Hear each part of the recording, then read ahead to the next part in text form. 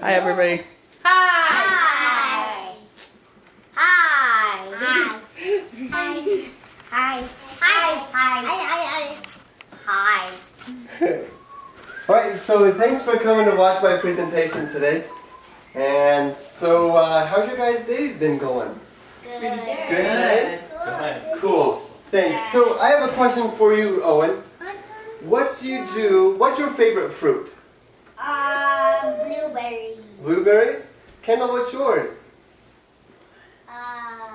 Watermelon. Okay. What about you, CJ? Strawberries. Perfect. So, what do you do with the top of the strawberries, like the leafy part? What do you do with that? Cut them Cut them off, and then where do you put it after that? in the garbage. Okay. What about your watermelon piece, Kendall? I put it in the compost. Oh, you have an idea. Okay, so there's pieces of fruits that we can use, put together, like banana peels, apple cores. If we put this together in a pile, it's going to be called composting. Okay? Now, composting is a bunch of organic material put together in a pile, and eventually it's going to turn into dirt. Pretty cool, huh? So with this dirt, it's important to understand that worms, who's seen worms? The little wiggling things? Okay, so these worms, here's a little silly thing about a worm. And it talks about this worm says, hey, I haven't seen you before. And the other one says, it's me, I'm your other end. So it's talking to the same person. Yeah. That's silly. So worms are important for composting because they help eat and put in carbon and nitrogen gases into the ground so that it can be able to produce healthy soil.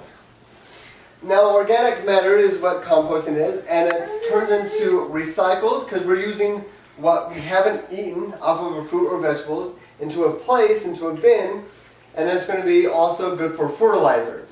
Now, who has seen fertilizer on lawn before? Okay, and what do your parents tell you about this fertilizer lawn? What can't you do? You can't touch it. You can't touch it. Thank you. You're right. You can't walk on the fertilized lawn. But with this fertilizer of compost, it's okay to touch. Might not really want to play in it because it's kind of yucky, but it's okay to touch. Now, composting also adds important parts to soil. Now, it holds water better. Now this water is be able to hold for a longer amount of time so we don't have to water as much. And with watering not as much, we're able to save some money with not watering. Also, we have the microorganisms. Now that's a weird word to say, microorganism. It's a tiny little particle that eats at the compost to make it form how it needs to form. Also, with this, it turns into soil. As I mentioned before, all this stuff can turn into soil. And what can we do with that soil? Well, think about it for a minute. Now, the compost needs 4 important ingredients, like ingredients to make a cookie or a cake, right? We need important ingredients. Well, first off, we need carbon. And that's kind of like the brown material. It's kind of fun to say brown material, you know, thinking of what could compost be with that. Then nitrogen is the green material. You know, the stuff that's alive, still moving, being able to produce the nitrogen. The protein is what the green stuff is. And also, we all need oxygen and water to live, right? And so with the compost pile. Now with the compost pile, mine is in my side of my house. Outside, and I have it not covered. So every once in a while I have to go and dig at it and turn the soil over so the air can get underneath it. And then I also have to water it. You need it to water because you don't want it to get too dry or too wet. So you need a certain amount of balance of water. Okay, so now let's talk about the brown stuff. Here's a picture of a compost pile, kind of like it could be in. There's dark greens, light greens, the browns and dark browns, and we talked about the brown stuff, right?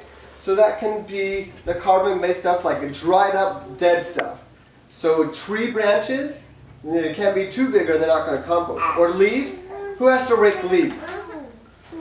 You have to rake leaves? Not anymore, because now it's summertime. But during the fall, when the leaves fall down, you don't have to throw them away. You can put them in a compost bin, and they'll help produce more soil. And then the green stuff is kind of like our kitchen scraps. So, Tally, what's your favorite vegetable? Tomato? Tomato? Okay. And what do you do with tomatoes that if you don't eat it? All the tomato. What happens if you don't eat the tomato? Throw it away. Okay. And then let's see, Lucy, what's your favorite vegetable? Right? Grapes? Okay, thanks. Now all these the stems come off grapes, right? That can go in the compost bin. That's kind of green stuff. My favorite is, well, if you dump this stuff into a garbage can, it makes your garbage can kind of stinky. It's grass clippings. You know, when you mow your lawn, you have to have grass clippings. That's your favorite vegetable? No, that's my favorite part of composting because you don't have to put it in your garbage can. You can put it in the compost bin, and that is a great source of nitrogen that's going to produce the soil that we need.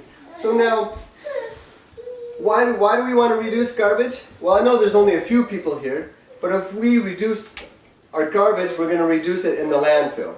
Now, there's not very many people here, but if we told lots of people about composting, all those vegetable scraps, kitchen scraps that we have, potato peelings, cucumber peelings, just extra lettuce and salads that we don't eat, they can go in our compost bin. And that's going to be able to reduce our garbage. And now, an interesting fact that I read is 20 to 30% of the kitchen scrap that we have can be composted. And that's going to help reduce our garbage. Now, here's different types of compost bins. I guess it's whatever your liking is with compost. Mine is what I use here. This is the type I have, the first one there, where it's out in the open. The other ones are covered in a bin. Now, with mine, it's more work because you have to dig at it and turn the stuff over. But these ones have barrels, and they can be spun around so they can get the air and moisture that it needs to be part of composting, so it can decompose for that soil. Here's a picture of an inside of what a compost bin could look like before it's turned into soil. You can see probably apple peels, apple cores, lettuce, and grass clippings, and straws. Those are all part of what can be composted. Whoops. Now, with soil, what are we going to do with that soil? Whatever we'd like to do. We can have the green grass that we need, that is soft. I know it's kind of funny how it's like, you got to make sure that we watch kids or they're going to get in compost and get all yucky. But we have green grass, and then it's the soft grass that we can step on. Also, we can do a flower bed or plant a tree for this time. Maybe we have some kind of anniversary or first thing that we want to do, so we plant a tree. So we use that, dig a hole, we put the compost soil that has been decomposed, and it's used so we can make that healthy soil that we need, and also retains that water, so we don't have to water as much. Now, here's another thing. Now, carbon is a gas in this case, so he's just making saying he just put gas into the ground. So he's a funny little worm. So, but we need that gas to decompose the stuff that's in the ground, okay? Now, here's what it looks like, of how composting all works.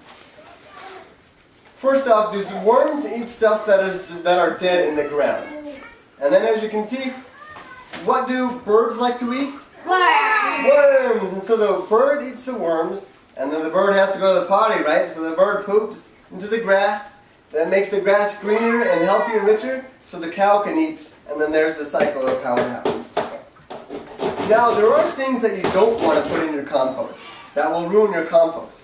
Now, there's cheese we don't put, like cottage cheese or pieces of cheese, okay, or oils, or bones, or rotten fish, or any kind of meat, rotten eggs. But do you know that you can put egg shells in a compost? With the egg carton. I did that, and it took about 4 months for it to all disappear. There's no more eggs, no more cardboard of the eggs. Okay? Now, if we add these things, our compost is going to be diseased, and it's not going to work. So, I have a handout for each of the kids to show to their parents, and it teaches how you can start off with a little 2-liter bottle, and how you can watch the stuff that you put into the bottle decompose and become soil. So, the next time that we have kitchen scraps, you guys can compost. So remember your parents that you can reduce your use of food and use a compost, and you guys can start composting today. Thank you.